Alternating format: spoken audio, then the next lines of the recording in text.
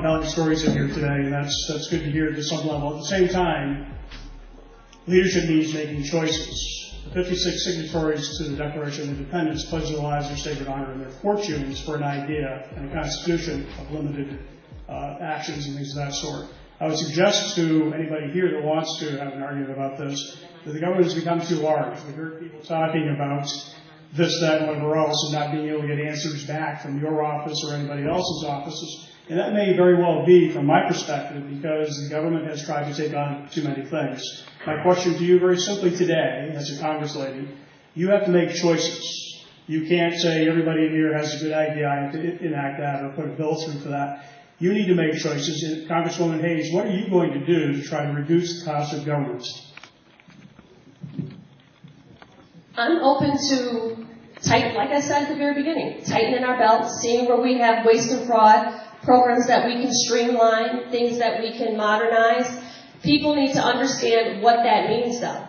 Could I also suggest to you that we are here today partly because you didn't make choices in the prior administration where people who didn't go to college were being asked to pay off the loans of those that did go to college. What was your voice? Everyone. You talked about Constitution, you talked about illegality and things of that sort. And to my understanding, the forgiveness of student loans was not legal. So were you making choices about that? And again, I'm talking to you as a taxpayer. Yes, absolutely. I'm up to here on taxes for the federal government. I'm up to here on the federal government taxes and on the state taxes. And I'm simply asking you as a congressperson, what are you doing to reduce the cost of government? Thank you again. Like I just said, all of the things, however, I'm just going to inject this, and I know I just said we only have a little bit of time, but I wasn't a homeowner when the federal government failed out the mortgage industry. I didn't own any stocks when the federal government failed out the banking industry. I didn't own a car when the federal government bailed out the auto industry. And the fact that our hard line is a 19-year-old who wants to go to college and turn around poverty in their family and change the trajectory for their children, we have a problem there. The federal government took on the responsibility of managing and overseeing the student loan program to make a profit.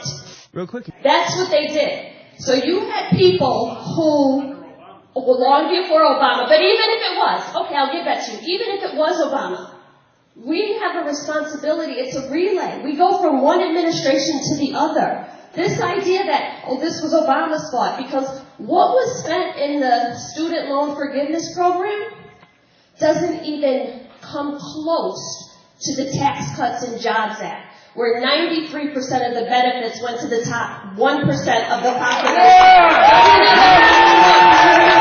Doesn't even come close.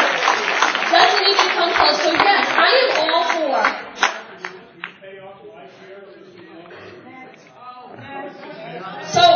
So no, because it is very interesting that is always the program that people bring up.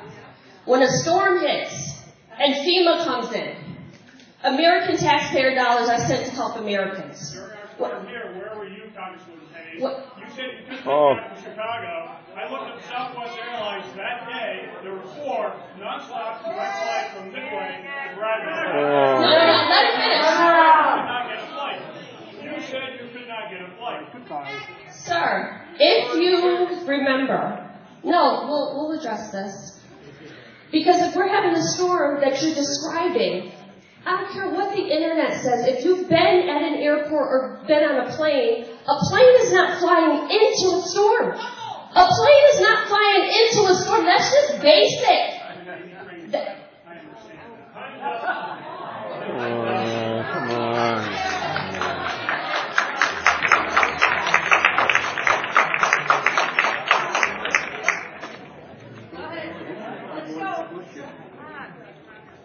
But you know what? I also want to say something else about that.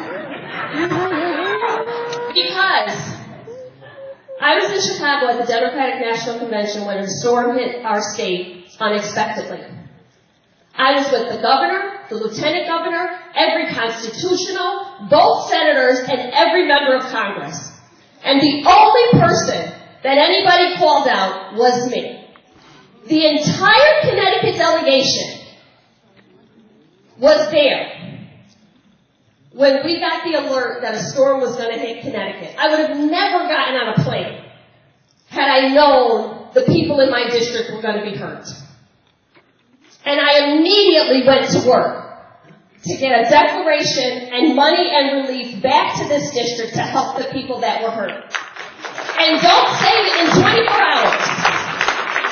And don't say it's because I was on the ballot. Chris Murphy was on the ballot too, and I didn't hear boo.